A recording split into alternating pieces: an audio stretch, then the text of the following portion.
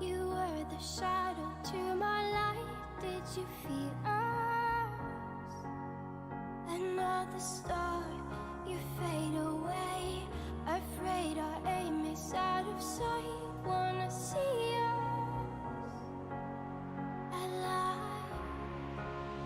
Where are you now? Where are you now? Where are you now? Was it all in my fantasy? Where are you now? Were you only imaginary? Where are you now?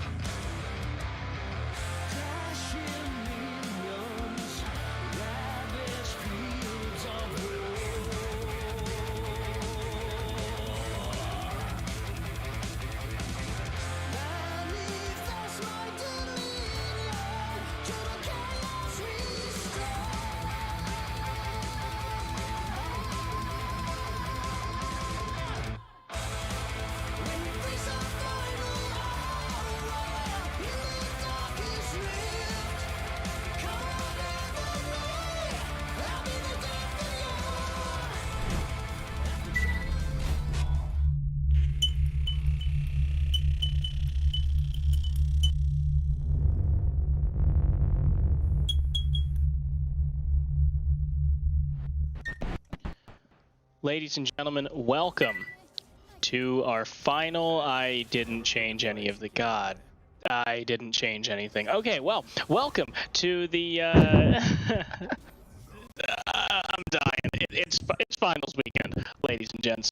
It is finals weekend because we are here with the Diamond first place final match to see who is the champion of the GRLCS Fall 2020 split between Neuroshock Gaming and Huevos del Equipos. Yes, and as we get into it, they have already done their draft and pro draft, but since pro draft is a dumb thing, we have decided to instead just talk straight through client, as we will have 3 minutes of downtime, which is why they are turbo speeding draft as opposed to it being some, I don't know, like them just being fast. They're not this fast. Yeah, they're not this fast. This actually reminds me of when I believe it was the G2 Fnatic, I think like game 3 or something of the finals. Yeah. They actually crashed and came back, but since they were playing remotely, the casters didn't realize it. They were like, wow, this is a really long thing. And then they were like, oh my god, that draft was done in 47 seconds, which, you know. Speed run draft. Yeah, but there are some really interesting picks here, so we are definitely not going to stiff you any of the analysis of these very interesting team comps and individual picks here. Namely, I want to talk about first this top lane matchup between Brando Dio on Gnar and Beniona's Ornn. Yeah, so Gnar is a pick that we don't see all that often, and I don't think is the best pick unless you're good at it. We'll see if Brando Dio is. It's pretty much any ranged top laner. It's a weaker range top laner, but into Ornn it acts the same as any, where you'll try and poke Ornn out. Ornn can farm with Qs. Pretty safe matchup unless Gnar gets a chance to go really aggressive. Like if Ornn misses an E charging in, Gnar can chase him down. Ornn can also all in if he has a good ult timing. So there are some variables to make the matchup interesting, and depends a lot on which player's doing better. Yeah, so this is obviously the reason that I'm fixating on it is because it is not a standard pick. You know, Gnar isn't one of the 5 normal top lane champions that you see, and he kind of splits that difference between something as carry oriented as like a Camille versus something as weak side scaling as an Ornn. But then in the mid lane, it's another interesting matchup because we've got that artillery mage in the Ziggs versus the assassin burst mage LeBlanc for Yeeted Deletus. Yeah, that one. We have seen Mippo do Ziggs before. A decent amount, I want to say. He pulls it out usually when his main champ Vlad is banned. I believe that's his second most. So I'm not quite sure how the matchup itself goes. From my theory crafting and understanding of both champs, the Ziggs will push. LeBlanc has a lot better all-in on him and most of the pressure in the matchup, but Ziggs also can just sit back and throw bombs at the wave. Yeah, I'm interested to see how Mippo plays this because, as you said, Ziggs does have the push in this wave. He's got so much AoE between his Q on such a short cooldown and his tower pushing ability. Meanwhile, LeBlanc, she really wants to go and roam or look for picks, and if she ever leaves lane, it's going to be really easy for Mippo to just punish that so hard by taking turret plates, or if it's past 14 minutes, maybe even a full turret. So Yeeted Deletus is going to have to play this a little smarter than maybe, sometimes you can just kind of turn your brain off and go roam if you're in the mid lane, but Mippo will be making sure to punish that. Then in the bot lane, the Kai'Sa Nautilus combo, which I think is quite a good one, even though neither champ is particularly meta right now, versus the very safe, very team-oriented Ezreal Taric.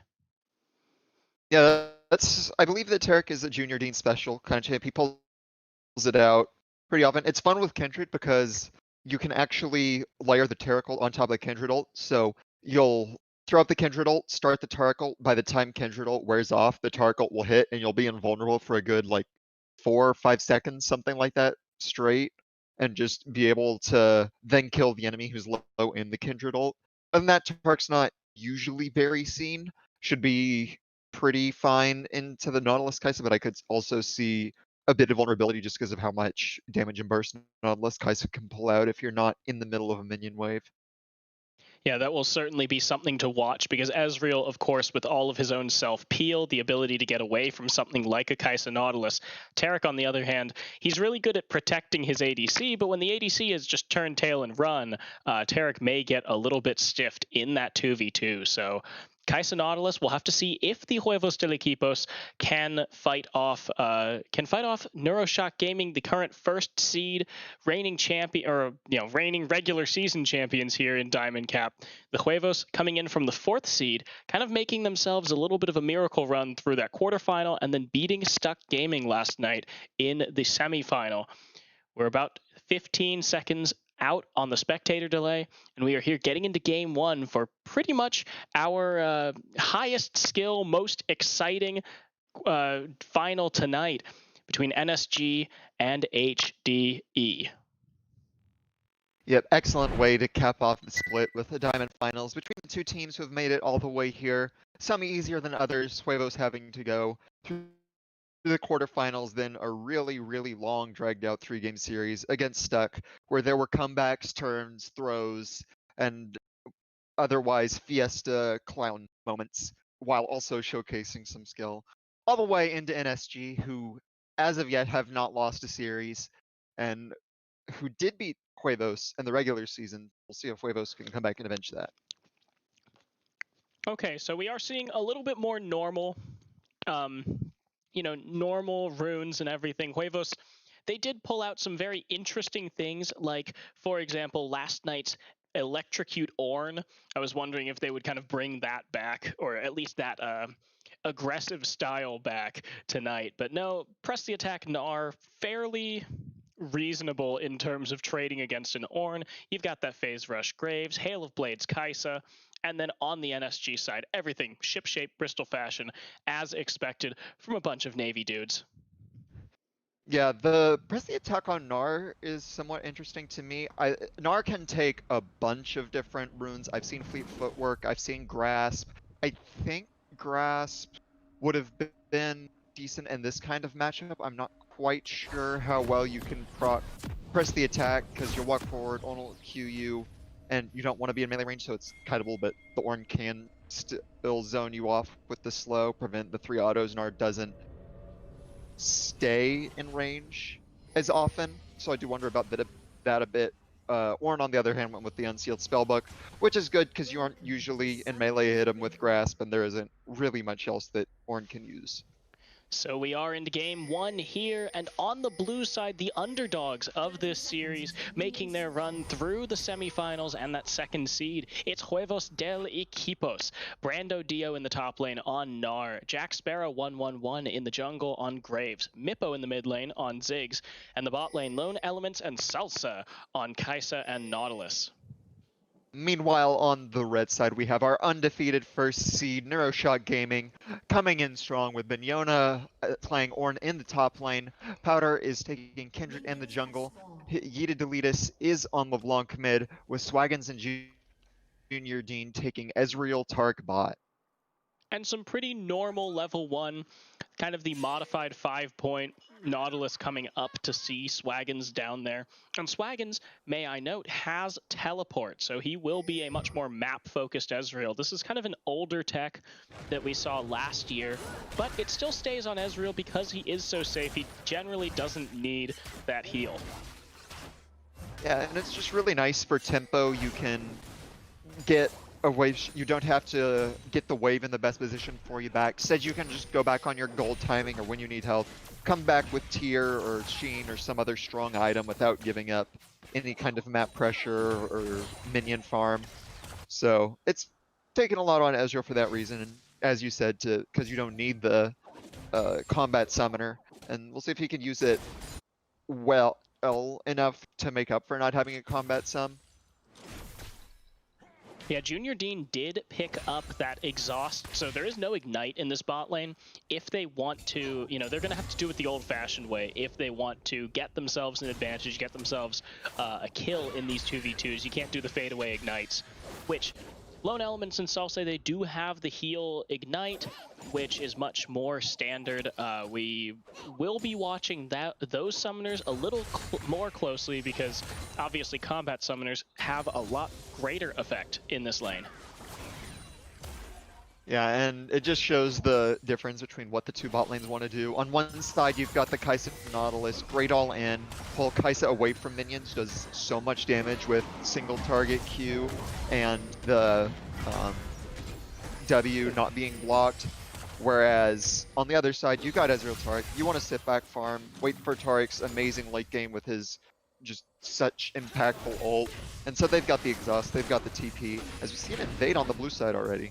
Yeah, Powder actually gets invaded by Jack Sparrow. Meanwhile, Brando Dio and Beniona have been trading, but could be a bit of a collapse here. 4v3, and Jack Sparrow is stunned. Powder going very low. He's ignited already. First blood goes over to Yida Deletus, but Powder is going to follow. Jack Sparrow's dead. Now Yida Deletus taking a lot of damage as he runs. Swaggins and Junior Dean on the run. They bet they wish they had that heal right now. Junior Dean has the flash, but the double stun coming out. Swaggins taking a lot of damage. He is going to go down. Mippo takes the kill, and Salsa walks away on a sliver of health. It's a 3-for-1 trade, and Huevos come up big. Oh man, I thought for a moment that Neuroshock would have been able to turn it. LeBlanc had the priority mid, they were able to chase down, but they went straight first into Graves' damage, Ziggs with the AoE, Kaisa with the AoE. They just got low, and then at the very end, They wanted to try and get at least one kill back, make it a 3-for-2, but pops back just before that last little sliver could come from a chain or an auto. And that's a really, really nice 800 gold lead for Huevos at the very early part of this game. And that just shows how strong that Graves is. The fact that they focused onto him first and he just pumped out so much damage before going down. It allowed the rest of his team the time and the health leads to just take out Neuroshock Gaming one by one. Swaggins now has burned that teleport. He conserved the flash during that fight. So he and his support, Junior Dean, both of them are up by their flashes against lone elements in Salse. And now, Mippo and Yeeted Deletus just trading back and forth. Mippo got a slightly better deal here, but Swaggins now coming in. Ezreal gank. Yeah, the Ezreal gank coming out of nowhere, really. Yeah, I suppose he had the wave crash bot. Nothing better to do than just walk back, get some damage. That does put a bit of pressure on Mippo, but with barrier, flash up, the LeBlanc has no ignite, so not under too much threat. Fortunately for LeBlanc, doesn't have the Lust chapter yet, so will be able to eventually get Ziggs out of lane before he has the mana regen to just constantly shove. Meanwhile, they're using that pressure and might look for Dragon or a fight that's coming up. And checking out the top lane here, Beniona actually sporting about a 10 CS lead over Brando Dio. Pretty, pretty unexpected considering Beniona is the melee champion in this matchup. But Brando Dio he's been missing a couple of those CS as evidenced by right there. Yeah, might be melee, but Warren also has the Q, and everyone knows that he is the range tank, bruiser, DPS, assassin, burst mage, who might as well be range too. So he can still do pretty well in the matchup. Nar's auto range is so short, you're still in range of the Ornn Q, which Beniona is maxing, which gives him a lot of the damage pressure on a Brando Dio, and just focusing more on harassing than CSing. So ends up getting a really nice lead for Ornn, and you kind of need to be ahead of Gnar in this matchup. Ornn will outscale you with just his utility to the team and what he brings to them. Remember the days when Gnar used to be one of the premier top laners for later game because he was always, he had so much utility in his kit between chasing people down and all of the different stuns. Oh man, how times changed that Ornn is just absolutely clapping cheeks on the rest of the top lane roster. Yeah, and there are of course certain picks that go into Ornn you can match with tanks. It's just Gnar's in a weird spot where he isn't great as a split pusher or like a solo fighter compared to some other champs like Camille or Fiora. He's not as good of a tank as like Ornn or Maokai, because he's only in one role half the time, and the rest of the time he's worse in that role than the people dedicated for it. So it's just a lot harder for him to have the same kind of impact, and we're kind of seeing that even in the doing what he's supposed to do, which is be able to bully up melees, some of the new champs can do it better. Yeah, kind of unfortunate, but that Dragon will go down in favor of Neuroshock Gaming. They lost that early trade, but they are getting it back bit by bit in these CS leads. However, Jack Sparrow, he is here in the top lane. Beniona going to call the Forge God, but the flash forward by Brando Dio to stop the Ornn Horn. He will find the kill. Ooh, really, really nice gank, and nicely played from Brando Dio. Hops over the Ornn, throws him away from the horn so that he cannot send the ram back to where it was born. Instead, Ornn goes into the wall. Jack Sparrow had red, able to chase him down, and that's a really nice kill to be able to get him sort of back in the game, get time for Gnar to get Black Cleaver where he might be able to actually bully again, shred the armor that Ornn gets extra of, because of course he does. 10% armor and magic resist extra for Ornn, just for existing. Yeah, you gotta love it. Sometimes the passives are a dozen pages long, and sometimes the passives are, yeah, he's got 10% extra armor and magic resist, but really, yeah. Which one's stronger? Well, Ornn gives 10% armor and magic resist and the ability to build items in lane and the ability to upgrade items for his teammates. So yeah, I would put him under the Paragraph also has ridiculously strong passives on it. Yeah, and then you have Shyvana who gets, what is it, 5 armor and MR for every dragon or something like that. So difference between champions, but they do all do something, and we'll see exactly what Ornn and Gnar can do as we get later in this game.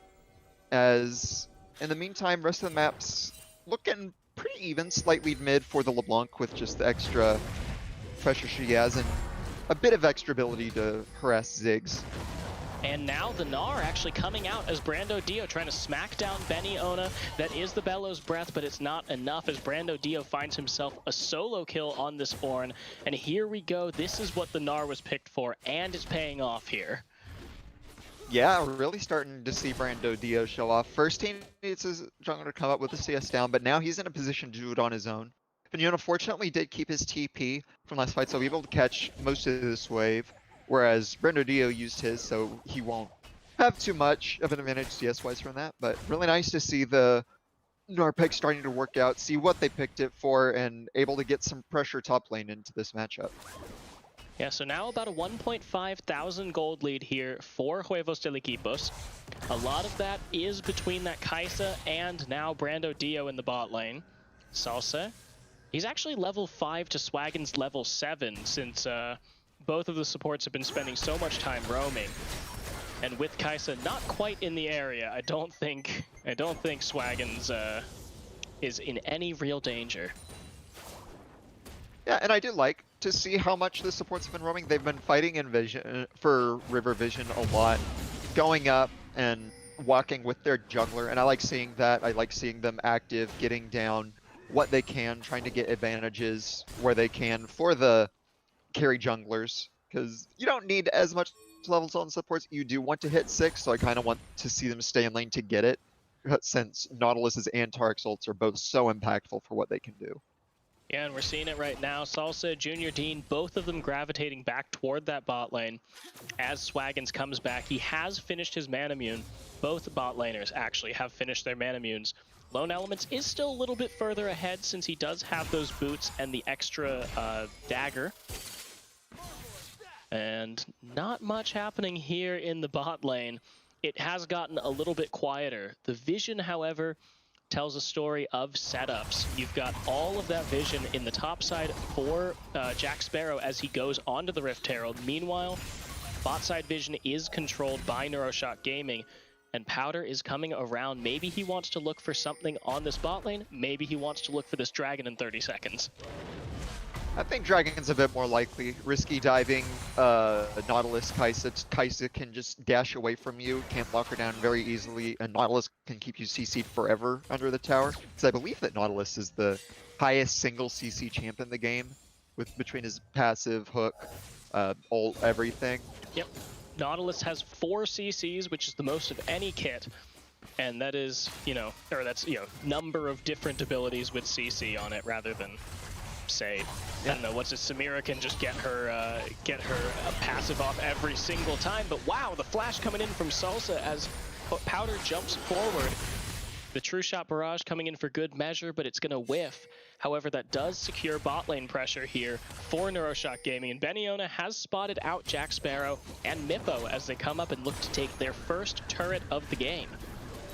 Yeah, I really, really like what both teams are doing here, actually. For Huevos, you've got the strong top side with 2 elite. If you can snowball that more, make Gnar a reliable split pusher, that's going to be huge. And with Ziggs Herald, you actually just get to fully one-shot a tower, get all 5 plates on it immediately. Meanwhile, Neuroshock realized that they can't fight top side, so instead go to the pushed in strong side of bot. They get dragon stacking to go for a potential soul win con, and maybe they're there. So we'll see which ends up mattering as we get right into another dive. Yeah, you've got the dive here, you've got the Tarek ult, the flash coming in from Lone Elements, but it's not enough. And now Powder, he may be caught, but no, that is the Lamb's Respite, saving his bacon. Swaggin's taking the turret for now, he takes one more, and that's actually a kill traded back. So 2 for 1 in the bot lane. Yeah, one thing that we might be good at avoiding dives with Kai'Sa and Nautilus, you're also really good at doing dives with Tarek and Kindred, both of whom can make you invulnerable, as we talked about earlier, for pretty much 5 full seconds between the 2 ults, which is just forever in a tower dive. Do manage to get one trade back, which is really nice by Salsa to land the hook and get him under tower. Lone Elements went down because of Junior needs splash stun, so wasn't able to use ult or flash, or they might have been able to turn that around even more. And so we'll see, with all the gold that's injected topside, got 2 towers with it because of the long setup for the dive. Now plates mid as well. They're investing a lot in this bot lane basket, whereas the other side has a lot of options too. Yeah, Brando Dio at that 2-0, and he's still able to push out Beniona. He did lose a little bit of CS off of that Rift Herald play since he was sharing it.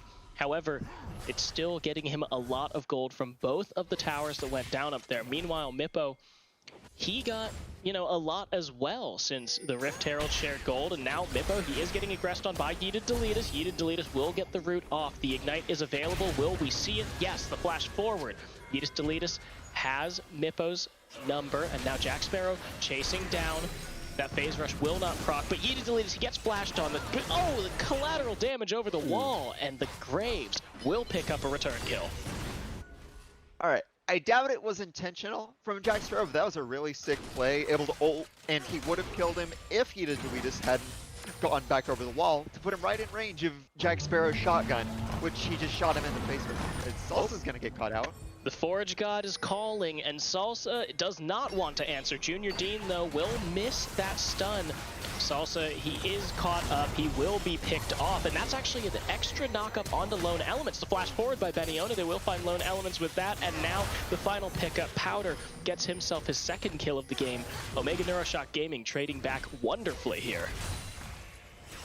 Yeah, that's really nice from them, and probably what I would call a misstep from HdE. They didn't have the greatest position. Lone Elements actually pretty much committed suicide by walking back up. Salsa was dead almost no matter what, but Lone Elements goes back in and gets himself killed as well. So they don't get a lot thanks to Zig's ult from Mippo clearing out the wave, but the 2 kills are important to try and get them caught up from being 2,500 gold down. Yeah, this is back to about a 2k deficit. Brando Dio now with a 3-level lead on Junior Dean. He is going Gnar. He has the ultimate, and he's just gonna chase away that bot lane. Kind of risky to go in 2v1. Yeah, risky, but he definitely showed off his cojones with just running at the enemy bot lane. 2v1 doesn't care.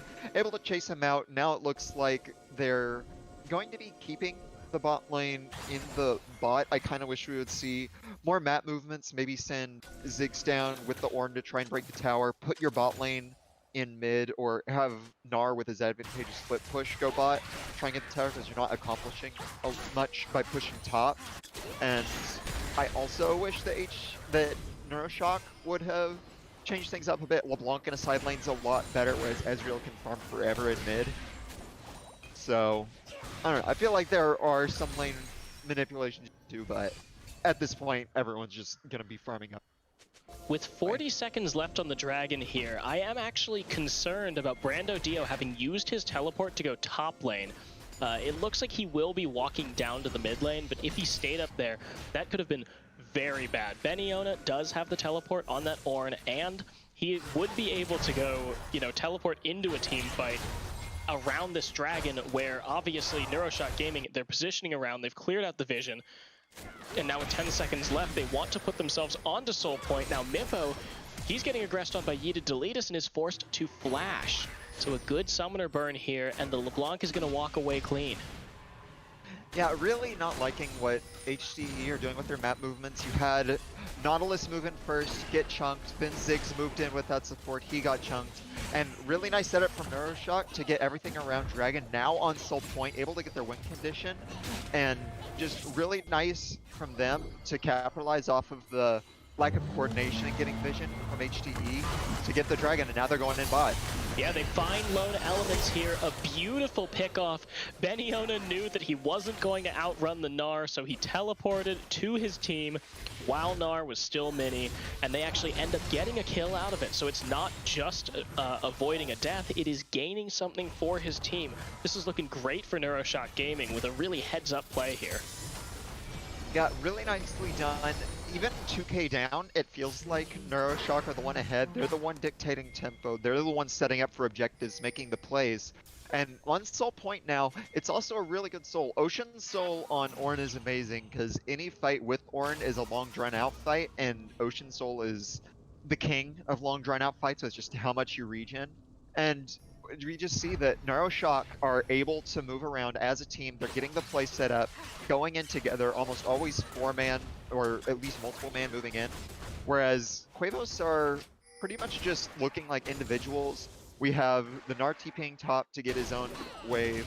We have people moving in individually for vision, lone elements staying alone bot to be able to get engaged on.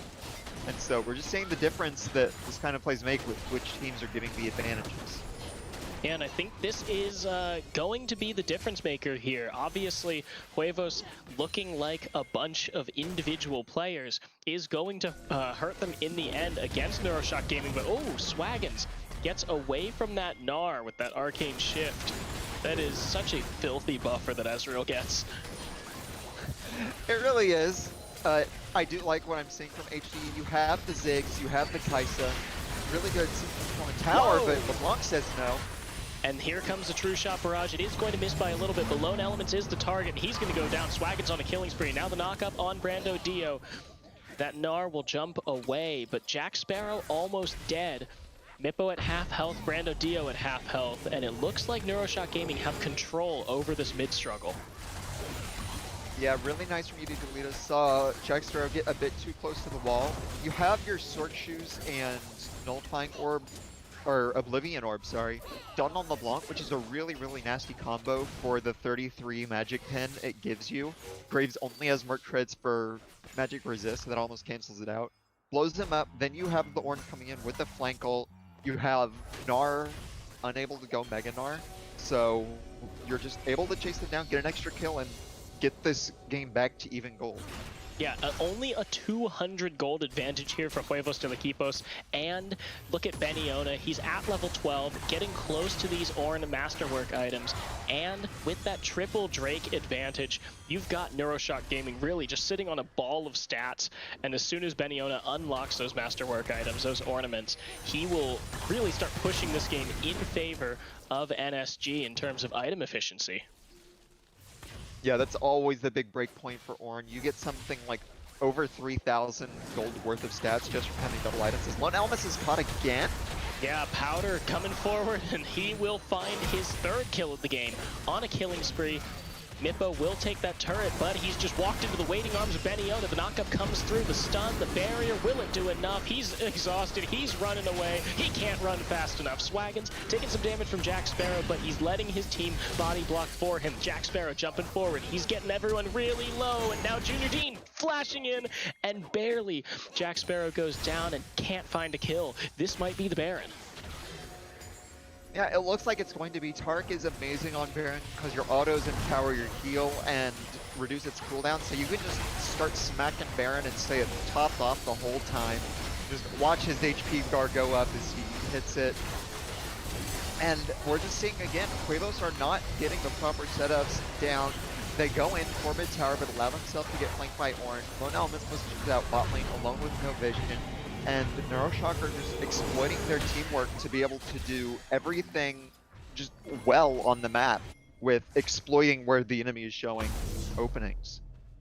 And now Neuroshock Gaming, cloaked in purple, they've got themselves the gold advantage for the first time here. We see Huevos de Equipos, they are sprinting at a breakneck pace toward that dragon. They cannot let Neuroshock Gaming take this soul if they want to stay competitive in this game. But Neuroshock Gaming, they've got some huge item breakpoints in. They've got that Magi's Soul Stealer here for Yeeted Deletus, and he is looking to add some pages to that book. Mippo doesn't have the death cap, and Beniona coming in with the Call of the Forge Guard. He finds Mippo. Damage coming in. Salsa, he's going to get the stun. He has to flash away. Now, Terrical! It doesn't come in fast enough! The shutdown comes through, and now there is no smite on the side of Neuroshock Gaming. Jack Sparrow's low, but he's alive, and that's the important part. Now, the jump in by Gnar. He finds the flank. Salsa goes down. Yeeted Deletus gets him, but Junior Dean will fall as well. Now, here comes Mippo. There goes Mippo. Jack Sparrow, he's very low. He's at a sliver of health. Lone Elements getting chased down by this LeBlanc. One more Q can get it. Yeeted Deletus just jumps right on him on a killing spree. That's a 3-for-2 overall. Jack Sparrow doesn't have smite. And that is going to be the soul taken by Neuroshock Gaming. The flash over the wall will not find anything. I'm sorry, Beniona. A bit of a blooper reel moment at the end as Brando Dio is pushing up alone mid and might get caught and chased by the enemy team. That's less important, though, than that Neuroshock did manage to secure the Dragon Soul. Almost thought they could turn it with Mippo's gigantic ult onto Petter right before Tark ult came down, able to burst him, but just took so much damage beforehand from the poke from LeBlanc and Ezreal. No one can kill Ornn, who's just walking around unopposed. And no real tank on the side of Huevos. You have Nautilus going for Deadmans. I would have liked to see Gargle so he could act as a tank. Gnar isn't a tank unless he has Mega. And so without that, they just don't have anyone to zone away the enemy members. And when you can't zone away a LeBlanc and Ezreal, they're just going to chunk you so low that they're able to get you out of the fight and then take the objective right after. And on top of that, you're looking at the carries here of Neuroshock Gaming, and you're looking at Ezreal, LeBlanc, and the Kindred even. They are so mobile, so able to dance away from any aggression, and you don't really have proper divers on the side of Huevos del Equipos. The closest thing you have is Brando Dio jumping forward, but he really only has the one dash. It's a fairly short range dash, and you're not able to get into the backline. They should be able to kite you for so long, especially with the Iceborne Gauntlet pickup here by Swaggins. Yeah, oddly enough, the best diver on Huevos' team is the Kaisa, who is an AD carry and who you do not want diving into the middle of him. And he's dead again. Yeah, the Yeeted Deletus is just absolutely styling here. 17 stacks on the Magi's, although I'm sure that's about to change. Yeeted Deletus goes down to turret, and Mippo takes the kill credit. Loses 10 pages from that book, but his team is going for this inner turret. Brando Dio coming in. He's not Mega, he's Mini. He's about halfway there. He's ticking up. Powder going to find the shutdown, uses the Lamb's Respite just to ensure his own safety. But Salsa re-engages, called the Forge Gut coming in from the side. Baniona will knock up Jack Sparrow, and Salsa is all alone. Swaggins unstoppable as NSG just pushes down this top lane.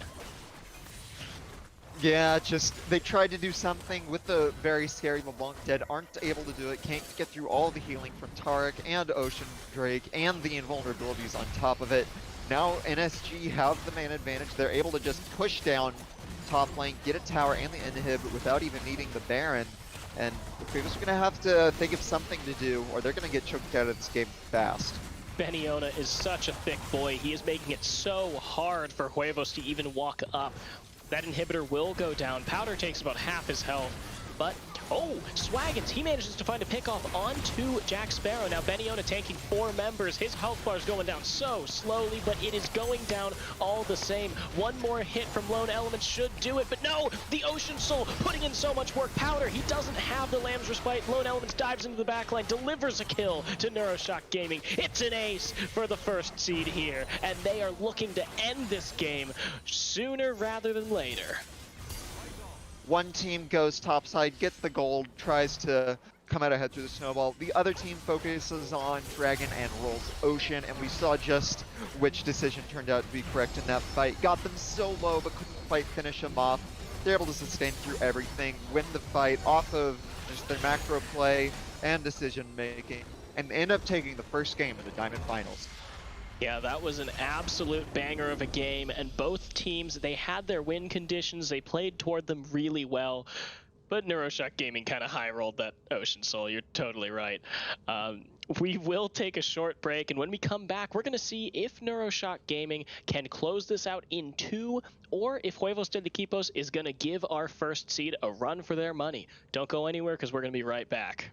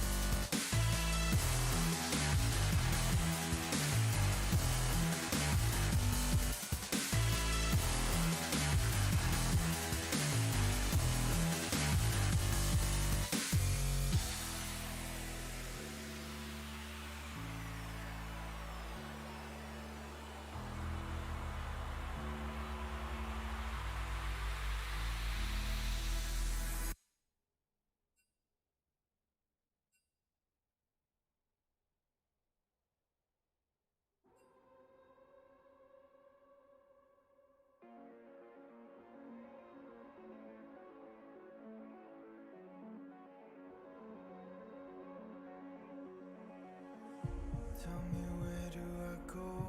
Tell me where do I take us?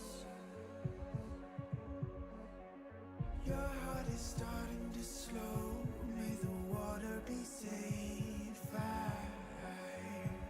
As I dive in, bloodstains washing underneath the waves. I'll be reaching out to keep you safe. As we fall, I can't hold on much longer. We're drifting.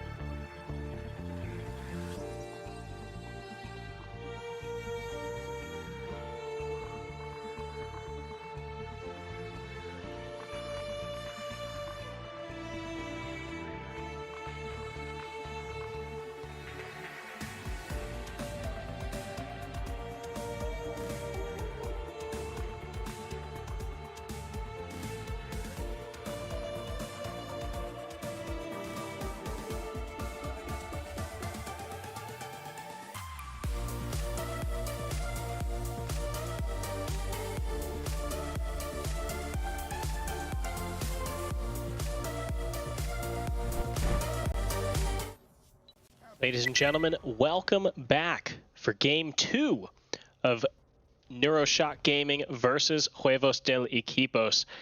Just like last time, there was a pro draft, pre-draft, the pro draft pre-draft, but they are running through Champ Select real quick before we get into it. There were some very interesting picks here, I gotta say.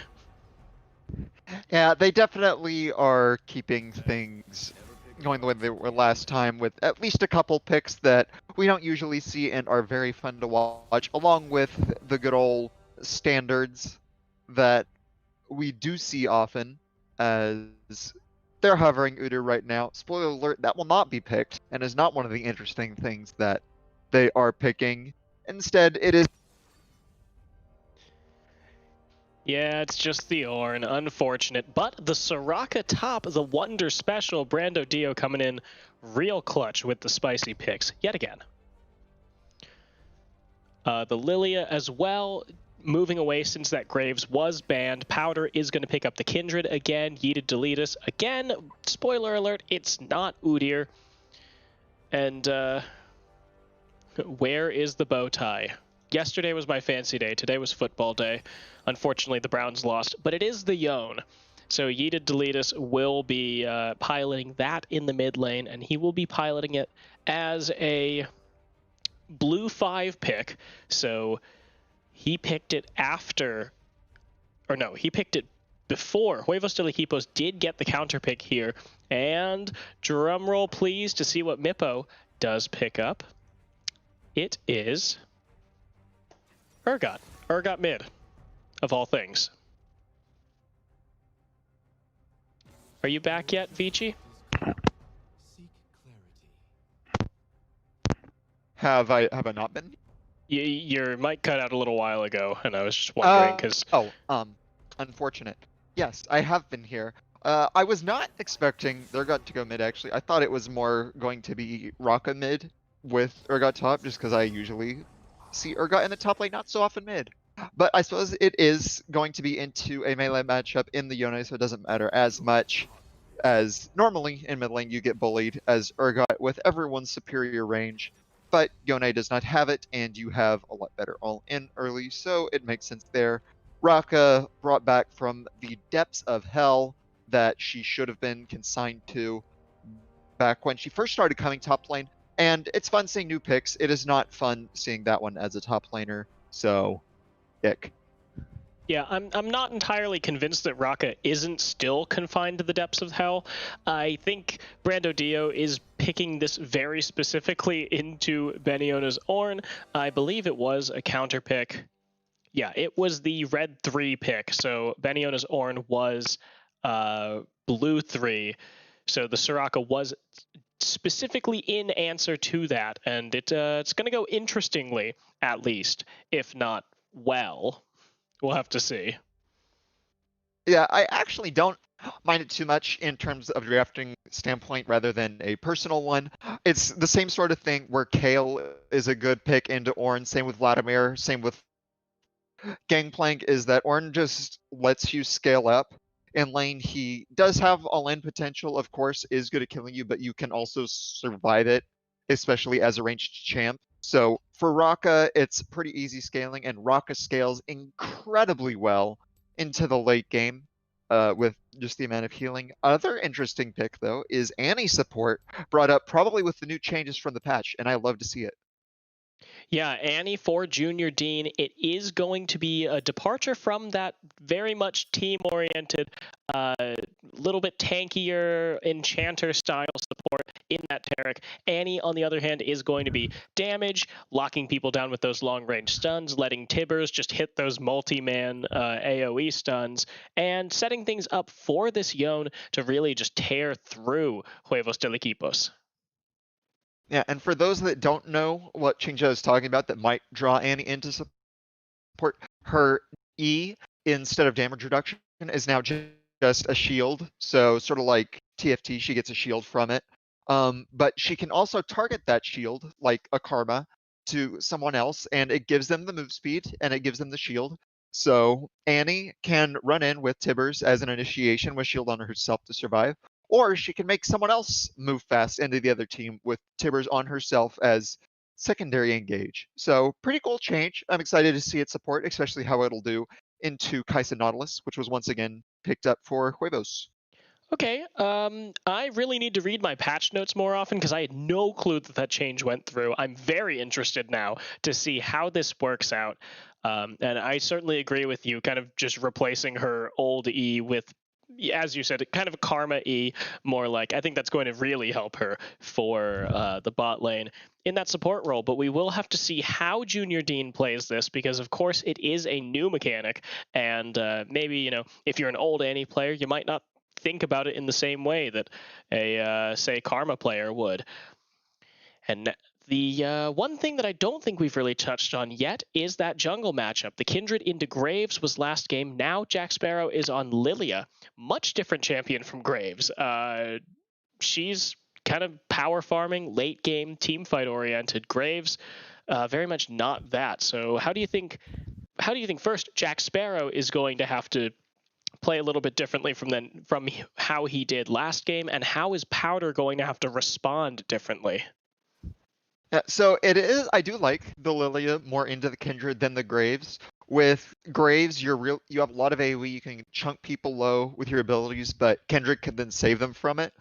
Lilia, as long as she takes Phase Rush, I would like to see Phase Rush on Lilia this game to be able to keep up with the Kindred and be able to fight her. But what's fun with that is that if Kindred throws her ult down, usually people will group on it to make use of the invincibility, which gives Lily an excellent opportunity to prance in the middle of them, throw a Q down, and get a very easy 5-man sleep possibility. Or she can use her sleep to prevent Kindred from casting the ult, or even just use it while they're on the ult and prevent them from doing anything while on it. So Kendra's still good with her damage, can probably win in the 1v1, but at least Lilia has more tools later. As to playing around it, that will probably come down to the lanes. Ornn, like all the different ones, can impact the jungle a lot. Each one has tools to be able to do so, and it's just going to be a lot of fun seeing how everything interacts. Yeah, we are into the champion load-in screen. Of course, we always get to judge the skins a little bit, but that is Anniversary, the free skin that was given to all League of Legends players at that 10-year anniversary. And, sorry, we are in the game here. Game 2, Neuroshock Gaming on the blue side, with Beniona in the top lane, running it back on the Ornn, Powder in the jungle with that Kindred, Yeeted Deletus in the mid lane playing Yone this game, and the bot lane Swaggins and Junior Dean with Ezreal and Annie. Meanwhile, on the red side, we have Huevos Equipos, with Brando Dio taking Soraka top, Jack Sparrow with Lillian jungle, Mippo playing Urgot mid, and then Kaisa Nautilus spot for Lone Elements and Salsa. And we've already got action started with a very early 5-man invade. Yeah, the 5-man invade, they're going to take out that ward and get themselves a little bit of vision score here for Mippo, who got the kill credit on it. Ornn does get a deep ward there on around that Raptor camp, though, so Powder will have an idea of where Jack Sparrow is, what he's doing, unless, of course, he catches it with this sweeper, and he will. Ooh. That's really nice for him. Still can kind of guess that he's starting topside just by the fact that he walked up there, but this way you don't know for sure, and also gives him 2 CS lead now. Annie might have a score, but that's just from the zombie ward, so that doesn't actually count. And looks like both teams starting red buff, and I think both teams will know it based on who shows in lane at what time. So we'll be able to see what both want to do from there. Yeah, it's interesting that Jack Sparrow didn't go ahead and start Raptors like a lot of Lilias do, you know, that solo, the solo take, because you can do it so quickly.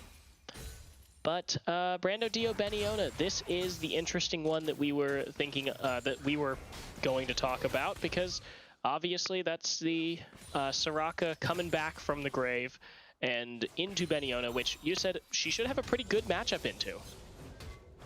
Yeah, not really a ton of threat that one can put down. I do want to cover runes a little bit, as might be in a bot fight. That's a burn flash. Yeah, very respectful flash here from Junior Dean. Level 2's out for both bot lanes, but Junior Dean did not want to mess with that. Yeah, and then going back to runes a bit, I did mention that I would have liked to see Phase Rush on Jack Sparrow to keep him from being kited by the Kindred. He supposed that his base move speed was enough and ended up going with Dark Harvest, which is also fine. It's more damage, more team fight, so not the end of the world. Just it does mean that in the 1v1, I think Kindred will do a little bit better. And in the bot lane, there is Airy on Annie, which is interesting because you'd think that Annie, as a burst mage, you could go like Electrocute or Dark Harvest, or you could even go Aftershock for a tankier route with the Engage and go more tanky. Annie also, though, little known fact, has 600 auto range, which is more than almost any AD carry and most champions. So lots of opportunities to proc carry, and that would have been a nice hook and probably a kill if it landed, but it didn't. Yeah, going back to your Annie point, the range thing is actually pretty much the entire reason why she was able to be played support in the first place way back when. I think Season 3 was the first time that was particularly meta, but she has that 600 auto range that makes her it's so easy to poke out these supports, specifically the melee ones, the tankier ones, and even a lot of ADCs. People like Kai'Sa, I think Vayne and Varus were both ridiculously popular at that time, and they both had 550 auto range. But now, Powder is coming into the top lane to deal with Brando Dio, silenced up, and now the engage onto Yi to delete us here. He's on the run, Mippo chasing, but that Scuttle Shrine actually may save his bacon. Beniona is here. He's burning down a little bit. Mippo is getting a lot of damage onto him. He's going quite low. Powder as well. Mippo goes down for first blood. Beniona getting so low, but he's not going to die just yet. He to delete us, however, is done. Powder with a double kill onto Jack Sparrow, and Junior Dean getting aggressed on in the bot lane. Salsa takes the kill. Beniona moving forward. He's going to not find the knockup on the Brando Dio, but it doesn't matter. He finds the kill. It's 4-2 in 4.5 minutes as chaos erupts across the map. Yeah, well, that was going on. Fight in bot lane, even 1-for-1 trade, but not so even because Ezreal got the kill, whereas Kai'Sa's the one that died. So he gets the farm, he gets the XP, as opposed to the enemy ADC. Meanwhile, topside, I want to call out just one thing. Well, a couple things actually. One, Brando Dio, Jack Sparrow have all sums up. That's not the biggest one. What I did want to point out was that, like solo lane Rocket tends to do, she took 2 points Q, 2 points E, no points in her heal, because you don't use it in the solo lane. You can't use it on yourself. As yeah, fight mid, little bit of action coming out, and Jack Sparrow has to finally burn that flash. Interesting teleport there from Beniona. Yeah, that will save them from the mid play. Nice to do so. But going back to the Soraka point, she doesn't take heal because you can't use it on yourself. So typically for lane, what you'll do is you won't put points in heal until you start looking to group with your team, start to team fight, because that's when you actually use it.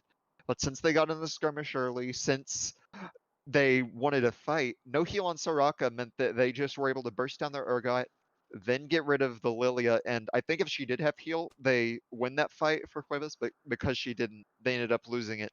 And now it's Neuroshock in the driver's seat. Yeah, that's really rough here. Just pretty much one little mistake in that top lane for Brando Dio. Not even a mistake, just one little tech that the Soraka goes for in that top lane means that Neuroshock Gaming, they end up with a 2-kill advantage and about a 1.3 thousand gold advantage as well here at 5.5 minutes. And Powder, I think he picked up a soul there, or a mark there. So if he keeps going, if he continues to aggress, if he looks for ganks, or just goes for this dragon, they can build that lead that we saw in the first game. Of course, it's not going to be a soul or an ocean soul. It's first Drake is ocean, so it's not going to be the best soul. It's just going to be a good soul. Yeah, and I will confirm that he did pick up a mark, actually already 3 marks on the Kindred. 4 is where you start getting the increased range and where it really starts to scale. So having 3 this early is going to be absolutely huge for what he can do. And it's also really big because with the Kindred getting ahead, in a rocket comp, you want to be at least somewhat even gold to where your front line can stay in the fight for a long time. So you can sit back, throw heals on them. In this case, if you're too far behind, you're up against Yone or Annie, who can just run at you if there's no one to zone them off and just throw their ults onto the back line, immediately burst them down, and take it from there. Yeah, Neuroshock, they're in a really, really good position here, and Huevos, I mean, this is basically just one team fight that's just unfortunately does not go their way. So while we wait for this pause to resolve, I mean, I hate to say it, but what is the what is the win condition here for Huevos now that they've fallen behind pretty much in every lane here? Still not the end of the world for it. You're not too far behind in any one lane, only about 1,000 gold down. You still have opportunities mid lane, especially once Urgot hits 6, able to get that. If you're beyond death, pull Yone into the meat grinder. That can be a strong point. Lily is still a really strong champ with the sleep, and you do have Soraka scaling with the global ult that maybe you can use for some sort of bot dive or play, or again, just look for something mid. So I think that it's going to be about controlling the bleeding and then maybe getting a pick or two. And then with Dragon up, there might be an opportunity as well if Neuroshock go for a poorly timed one or get chunked low on it. Might be able to collapse. You have great team fight with Lilia Soraka and can maybe start pulling things back from there. All right, so Neuroshock Gaming are ahead here, but Huevos del Equipos, they're definitely not out. We saw how scrappy they can get in that early fight, and interesting, as interesting as that fight was, if I think if it comes around for a second go, I think they will be much better prepared. Obviously, you said that the Soraka was a major problem there, just the fact that she didn't have a point in W yet, but now they just kind of have to turtle down, play smart, play safe, and look to punish little mistakes from Neuroshock Gaming. All right, Lone Elements is reconnected, so hopefully that should resolve the issue, and they should be able to get back into game. So it's only 5 minutes. It feels like it's been going for much longer, but we are about ready to get back into this and see who's going to be able to push it better. Neuroshock Gaming in the driver's seat, or if Huevos is going to be able to turn this around and bring themselves to an advantage and potentially push for a 3-game series. Yeah, and it is nice that in the mid lane play that happened just before the pause, it was a while ago, so might have forgotten about it, but we did see Bignona TP into it, which both teams right now, the junglers are bot side, the bot lanes are roaming up for Dragon Vision. It looks like there's getting ready to be a play around Dragon, maybe just for Vision, but there will be something happening there. So it's really nice not to have to worry about Orange TP for Huevos, since the Soraka, of course, goes barrier as she usually does, and wouldn't have it TP to join. Not close to 6 either, so couldn't ult in that way. So having the TP down will be good for what's coming up after the pause is over. Can the pause be over, please? Lone Elements, can you... We've run out of things to talk about. There's only been 5 minutes of gameplay. We can only milk it so far. Yeah. Other things to talk about. Have you done any PvE games yet with the new item? I have not. I actually decided that I was just going to let it go and then jump into the chaos like the moment that they come out in the middle of November. So Unfortunate. I haven't either. So I have heard that some of them are absolutely ridiculous, like the one that's basically made for Kazakhs, where every takedown you get is like a second of invisibility. So yeah, and Talon. It's kind of like that looks so cool to me. And then I remember like the tank items you get, and it's like Sunfire with a Righteous active, and like Sunfire with I forget all of them, but it feels like some classes got a lot of awesome tools, like the assassins and the AD carries got some really cool items. Other items a bit less, but I also trust Riot to be able to come back, make everything interesting by the time it rolls around, since it is still preseason. Yeah, I'm sure they're just going to break the game for like 2 months, and then by the time January comes around, rank comes out, they're just going to say, okay, we actually need to put a lid on this, we need to balance these assassin items, we need to actually make tanks happy to be playing this game. My brother, however, really likes the invisibility item. He wants to go for the invisible cane and just play lethality Nasus. Yeah, one fun one I did see was Twitch, where you were basically perma camouflage after each reset. Because it lasts for, it might have been a bug that they fixed, but I did see a video where Twitch like would kill someone, he would be invis while autoing them, pop up, get the reset with camo, and be able to just go in again. That was Okay, kind of that funny to sounds pretty watch. neat. Yeah. And there are going to be other fun ones like that, and I like the system they're going for, where you always have a mythic item and then the legendaries to kind of build around to do it. And I'm also excited for the recommended items rework, which has been sorely needed, as we're finally back in the game and we can see some actual fun things happen. Yeah, some actual League of Legends going on. It's not just a beige screen simulator here, but that dragon is on the map, and as you said, it looked like the bot lanes were starting to rotate up. They haven't gone for it, but now Junior Dean getting caught out. He's going to be assassinated as Lone Elements flashes in. Swaggins is here, and he is going to make it too, but no, he actually flashes away. Salsa takes that turret shot. Powder is around the corner. He could be waiting for someone to step out of position, but with that pick, Junior Dean and Neuroshock Gaming are not going to be able to threaten that dragon for now. Yeah, and here you see one of the problems with Annie's support. Before 6, she is not nearly as threatening without being able to just drop Tibbers on top of you. So they're able to get it. Nautilus, Kaisa, really good 2v2 burst potential. And we were talking about ways to get them back in the game. That's a good way to do it. Go around your lane with the CC in the setup. Got both summoners the very early play that happened. So they are able to get the gold a bit closer, but it does mean an Ocean Dragon to Neuroshock for them to start stacking.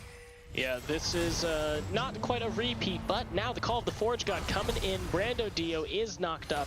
He is using the barrier to try and keep himself alive, but Junior Dean has roamed all the way up. The Wish coming through, but Yone is here, and Omaiwamo Shinderu, he jumps right on top.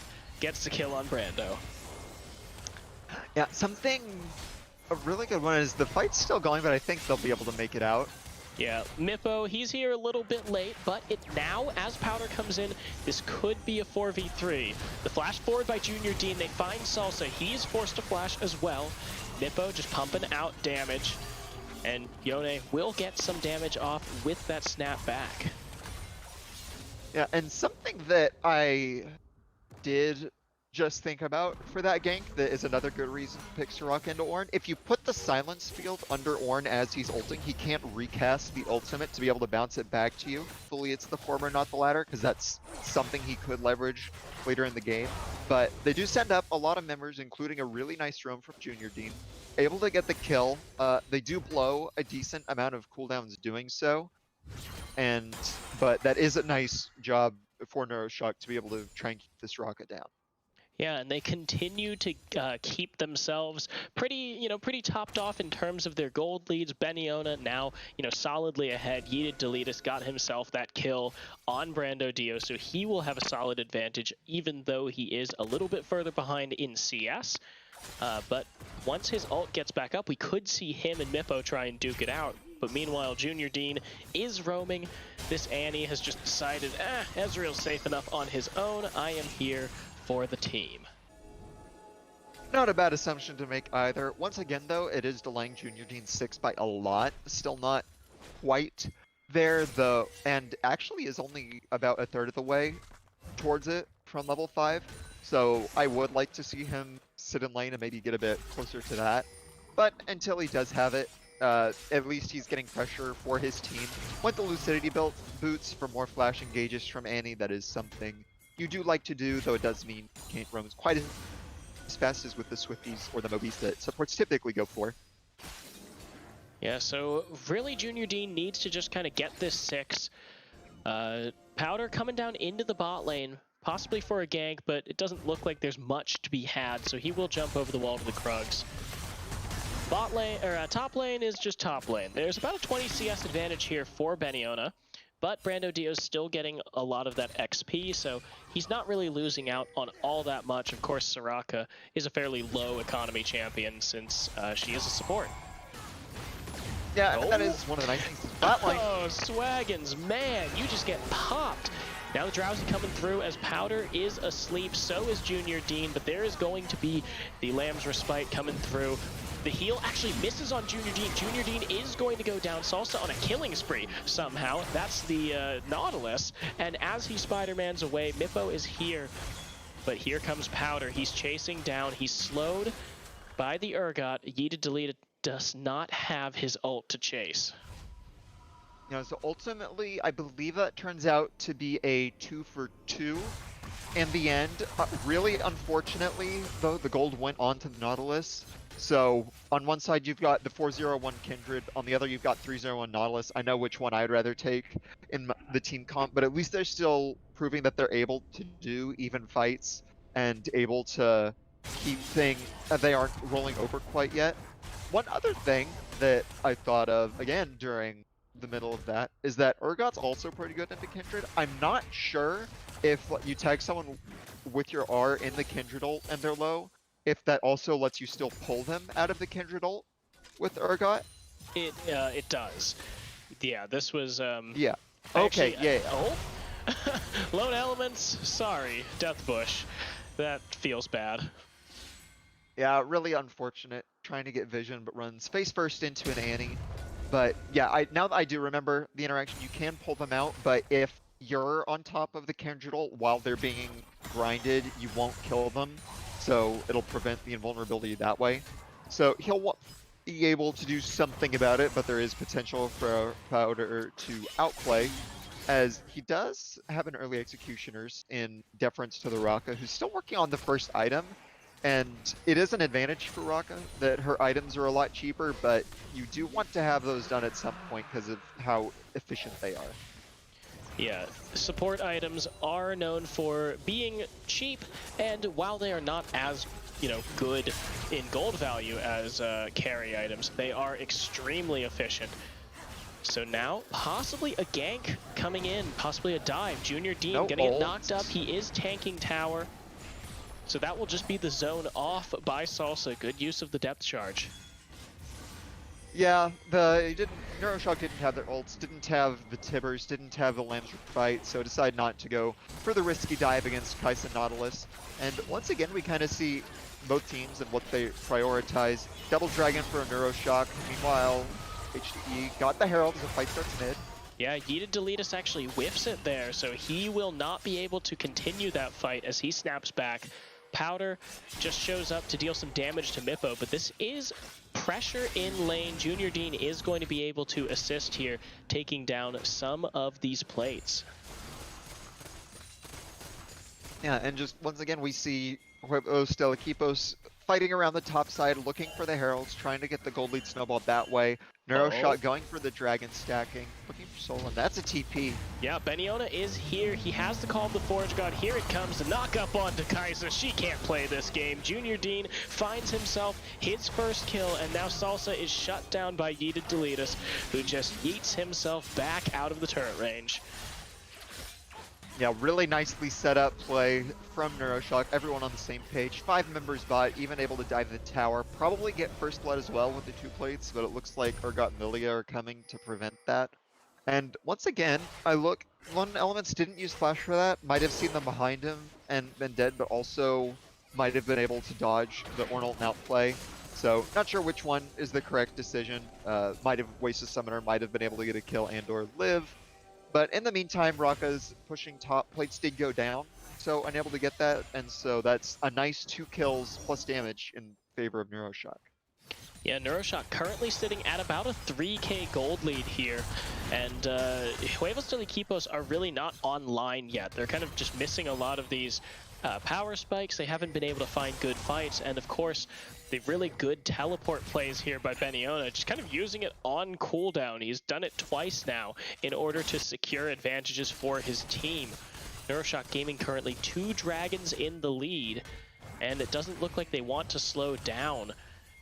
because Huevos del Equipos, if you let them get ahead, that Kaisa is going to start to get scary.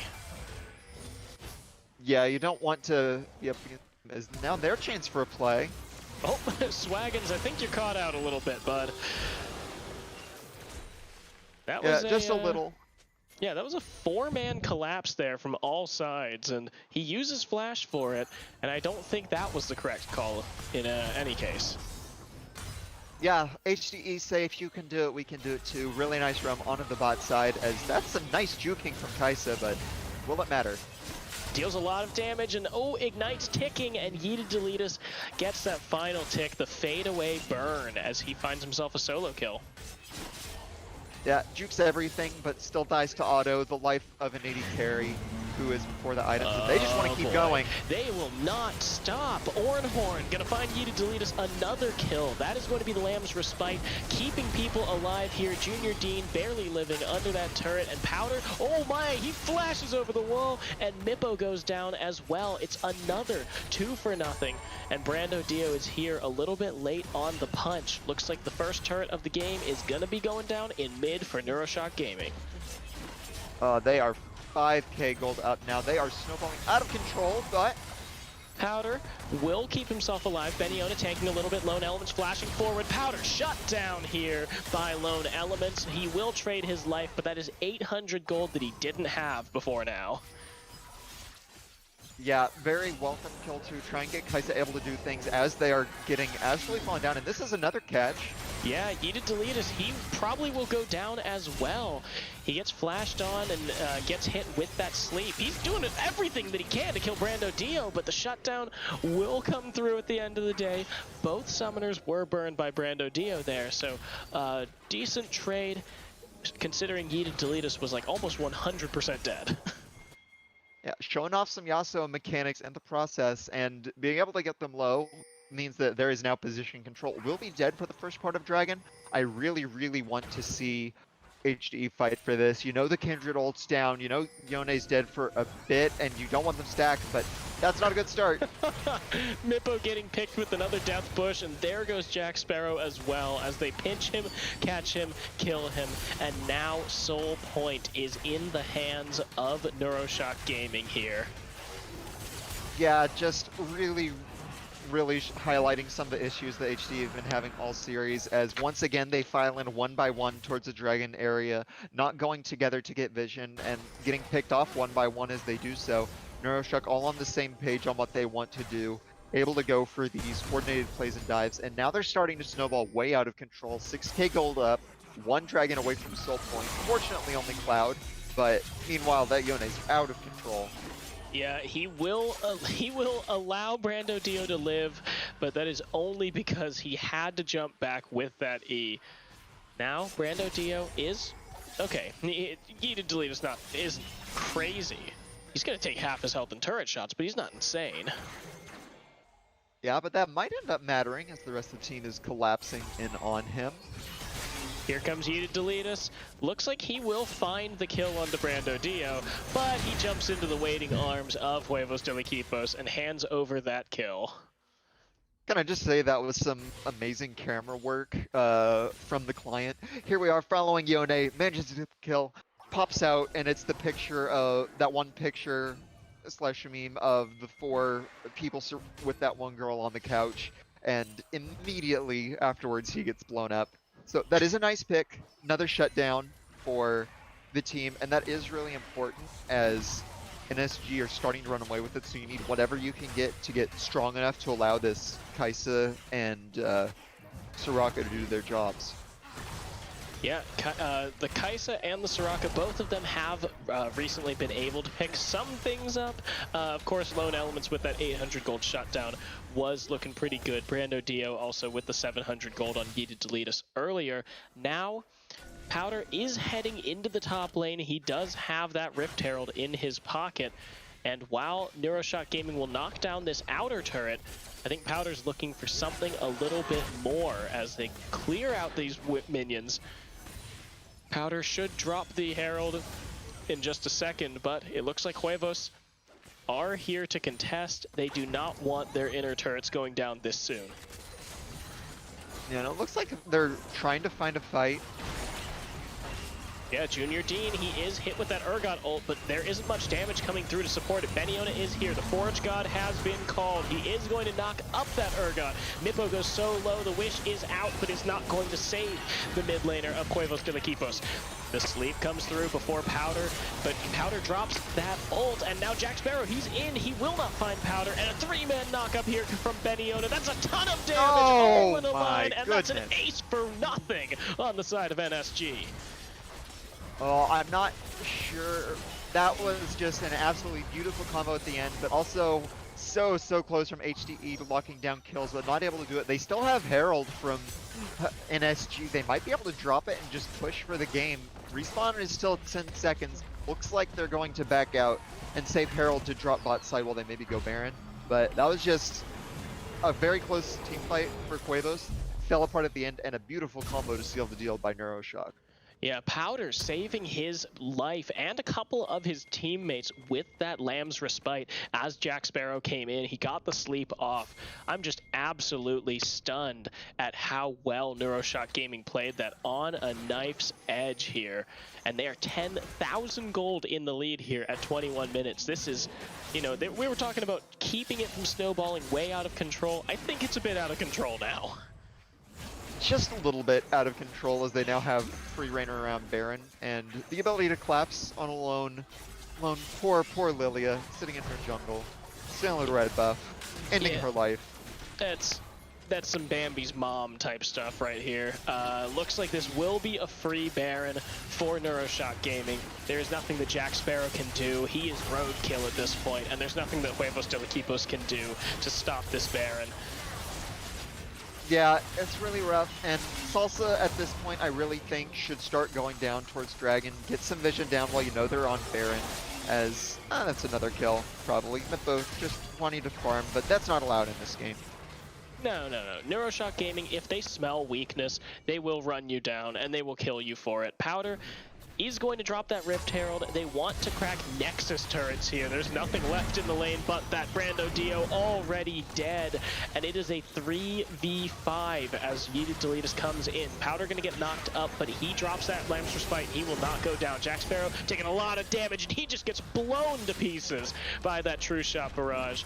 The Rift Herald is here. The Rift Herald is charging in, and we will get a Dancing Shelly on this Nexus.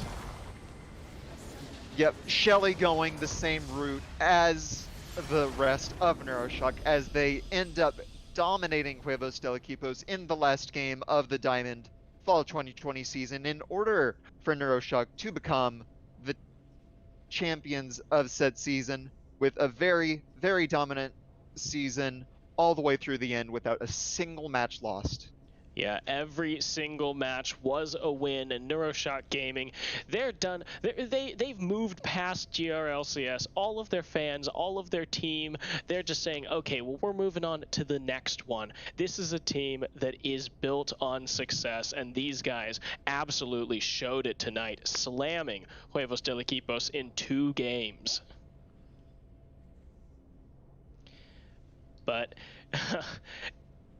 the team has taken to Twitch chat, and that is actually going to be it. Congratulations to Neuroshock Gaming for that first place finish in fall 2020. Congratulations to Huevos de Equipos for taking second place, and there's obviously nothing to be ashamed of if you're taking second place here in such a competitive split.